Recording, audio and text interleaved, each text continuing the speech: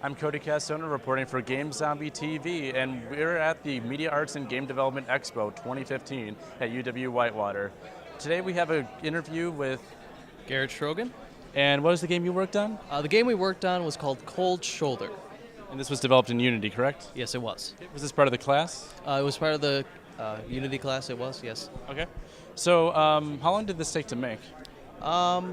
With the game that we thought of making, it took over the course of, I believe, the last quarter of the semester, so for 2 or 3 weeks.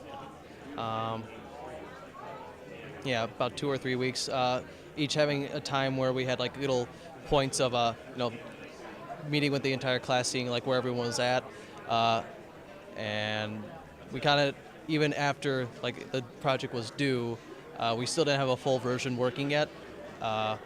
But what we have here at the Expo today is more of actually workable demo that kind of gives the idea of what the game we were going for was. Okay.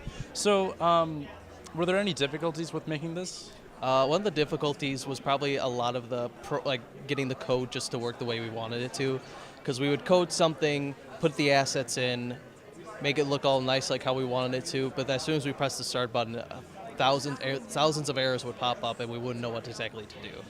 So mostly just coding was a problem, but other than that, everything kind of went smooth together, like building the house, making the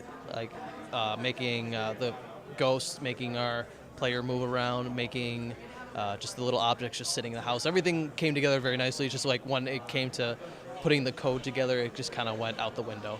So are you working with your own assets, or is it like a collection of stuff you built? And I guess, what did you build as far as outside of just available assets to you? The things that were actually built were by Matthew. He built our 3D model of our ghost that chases you around the building.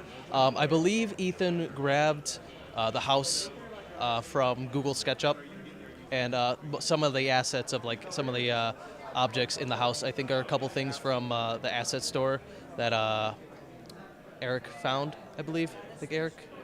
Yeah. No, Austin. Austin found them. Austin found them on the store, and he brought them in.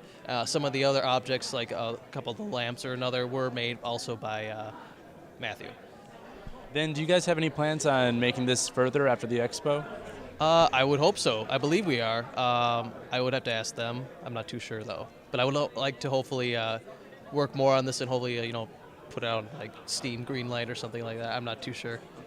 Thank you very much for the interview then. And then if you guys want to see any more content, stay tuned to Game Zombie.